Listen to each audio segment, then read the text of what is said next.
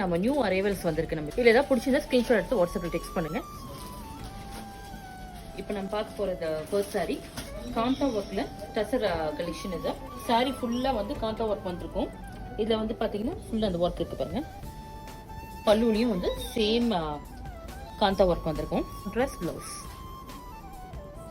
1950. காந்தா ஒர்க்கில் next colour பார்த்தீங்கன்னா light lavender shade தான். நெக்ஸ்ட் வந்து ஒரு லைட் ஆஷ் பாருங்க. பல்லு